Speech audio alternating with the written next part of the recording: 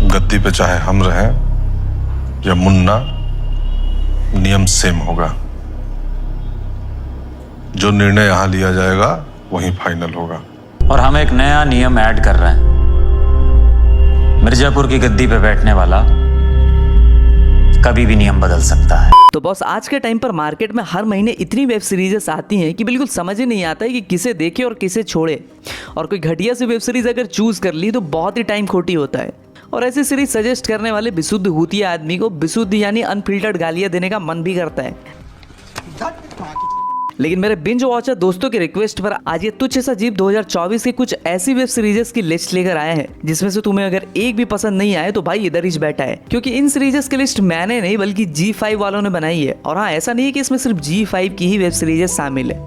Number 10 पर आती है कि ऐसी वेब सीरीज जो कॉमेडी, ड्रामा, इमोशन, सार्केज्म और एक्शन का भी कंप्लीट पैकेज लेकर आती है, जिसके पहले सीजन को 83,000 प्लस लोगों ने IMDb पर 8.9 की रेटिंग दी है। मैं बात कर रहा हूँ पंचायत सीजन 3 की। महज 20,000 की सैलरी पर काम करने वाले अभिषेक यानी सचिव जी की स्टोरी से स्टार्ट हुई पंचायत सीजन 1 में हमें गाँव की नोक झोंक, सचिव जी, प्रधान जी, प्रहलाद और विकास के साथ बियर पीकर चिल करने से लेकर लोगी का आदान प्रदान और गजब बेइज्जती जैसे कई सारे फनी इंसिडेंट्स देखने को मिलते हैं। लेकिन सीजन 2 तक आते आते बनराकस, उसकी बीवी, विनोद से लेकर कहानी सचिव जी के ट्रांसफर तक आकर थमसी जाती है। और प्रहलाद जी और उनके इकलौते बेटे राहुल के शहीद हो जाने वाला पार्ट देखकर भाई सख्त से सख्त इंसान की आंखें नमसी हो जाती हैं। फुलेरा गांव की ये कहानी देखकर ऐसा लगता है कि भाई ये कोई सीरीज नहीं बल्कि सच्ची कहानी है, जिसका साक्षी हर वो शख्स है जिसने इसे देखा है। मतलब भाई इस गाँव की खुशी मुझे अपनी खुशी और इसकी समस्याएं तो मुझे अपनी समस्याएं लगने लगती है। फिर चाहे वो पानी की टंकी पर सचिव जी का प्रेम प्रसंग, आई मीन उनकी लव स्टोरी हो, या खैनी बनाते हो और सचिव जी पर व्यंग करते यानी सरकाज़म करते हुए बनराकस और विनोद हो, या फिर बकरी चोरी की समस्या।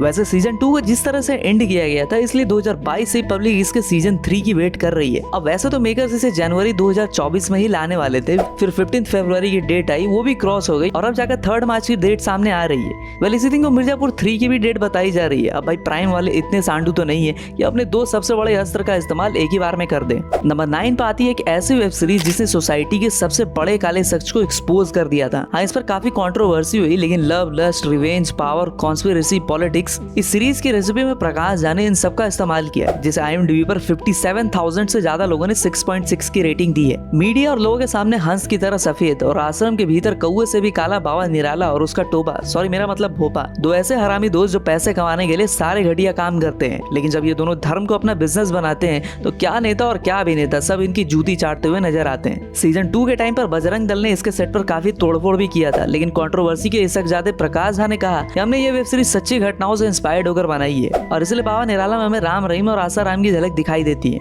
इसके सीजन 3 के एंड में पम्मी का रिवेंज, उसके खौफ से बेचैन भोपा और बाबा निराला के बीच के मतभेद की कहानी सीरीज को और भी ज्यादा फैसिनेटिंग बना देती है। वेल सीजन 4 का ट्रेलर तो 1 साल पहले ही आ गया था, लेकिन प्रकाश झा ने इसकी रिलीज डेट अभी भी नहीं बताई है। हाँ, इतना जरूर कह दिया है कि 2024 के मिड यानी मई जून तक अपने को MX प्लेयर पे ये सीरीज देखने को मिल जाएगी।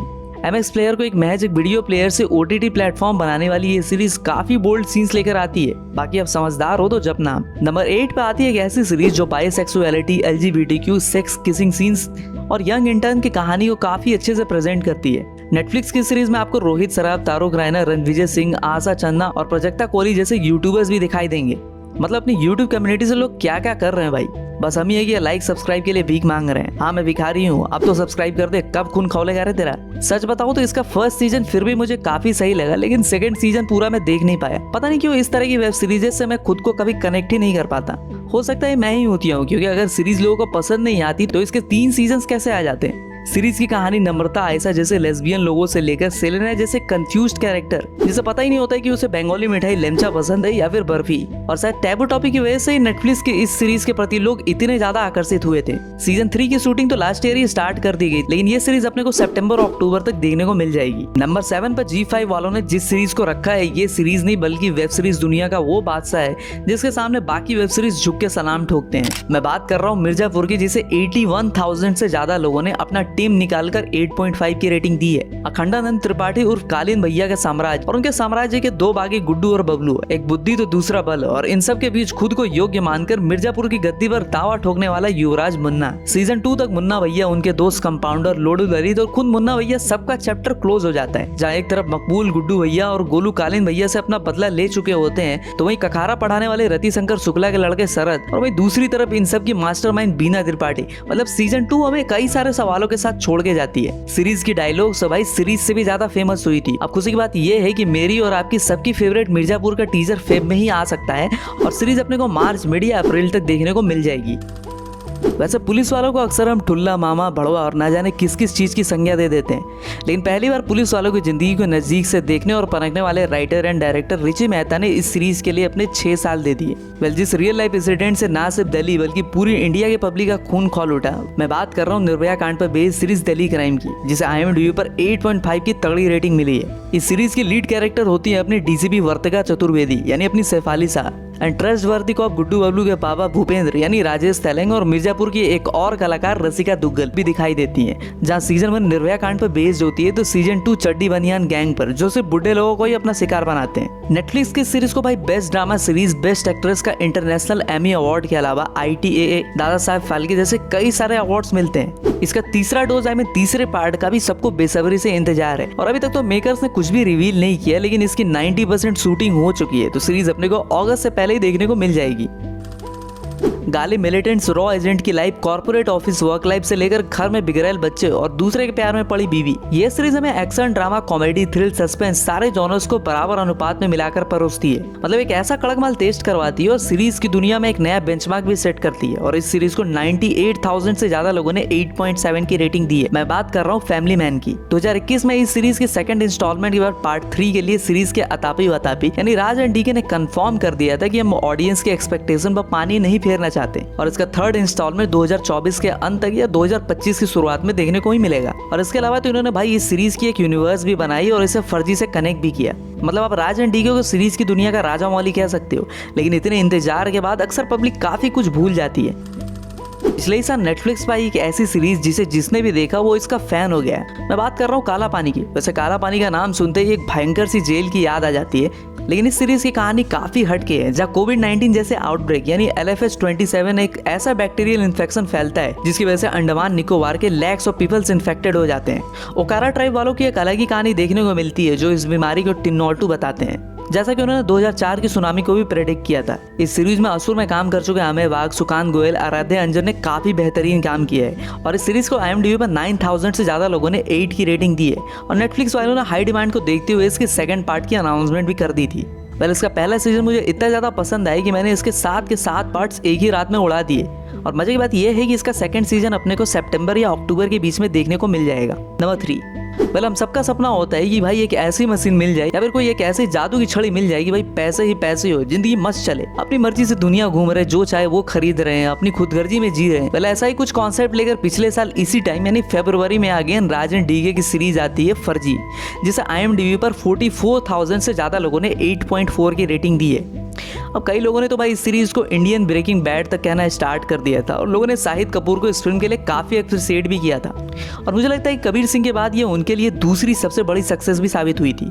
Unlike other south star, Sethupathi की हिंदी को भी हिंदी ऑडियंस ने दिल से पसंद किया था। वेल, प्राइम वालों ने तो कुछ भी कंफर्म नहीं किया है, लेकिन न्यूज आ रही है कि इसकी सेकंड पार्ट अपने को अक्टूबर तक देखने को मिल जाएगी।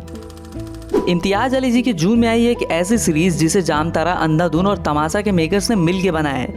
मैं बात कर रहा हूँ अंडरकवर लेडी ऑफिसर पर बेस्ड सीरीज सी की, जिसके ऑलरेडी 2 पार्ट नेटफ्लिक्स पर आ चुके हैं और जिसे IMDb पर 6.4 की रेटिंग मिली है। भूमि यानी आश्रम से फेमस होने वाले अदिति पोहानकर इस सीरीज में एक पुलिस वाली होती है जिसकी लाइफ में उसकी माँ और सिर्फ बहन होती है। उसकी पर्सनल और प्रोफेशनल दोनों ही लाइफ की लगी पड़ी होती है, तभी उसे CBI हेडक्वार्टर से एक काफी बड़ा टास्क मिलता है। मैं आपको ज़्यादा कुछ बताकर स्पॉइलर तो नहीं दूंगा, लेकिन इतना जरूर कहूँगा कि आपको अगर suspense, thriller, drama, crime fiction जैसे कंटेंट पसंद आते हैं तो ये आपके लिए एक मस्ट वॉच सीरीज है। जैसा इसका पहला सीजन 2022 में आया था विद 7 पार्ट्स, तो इसका दूसरा सीजन 2022 में आता है with again 7 parts on Netflix. Netflix वालों ने सीजन 3 की अनाउंसमेंट तो कब की कर दी, लेकिन वही बात है कि सीजन 3 लाएंगे लेकिन तारीख नहीं बताएंगे।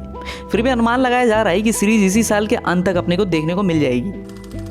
सोनी लिव का एक ऐसा कंटेंट जो मिर्जापुर जैसी वेब सीरीज के लेवल को टच करता है, लेकिन आज भी अंडररेटेड सीरीज की लिस्ट में आता है। मैं बात कर रहा हूँ बिहार की दोगली और खोखली राजनीति की पोल खोल के रख देने वाली सीरीज महारानी की, जिसमें राजा है, रानी है, बिहार की जनता है और इन सबको घेरे हुए लकड़बग्गों का झुंड। इस सीरीज को ओवरऑल 7.9 की रेटिंग मिली है।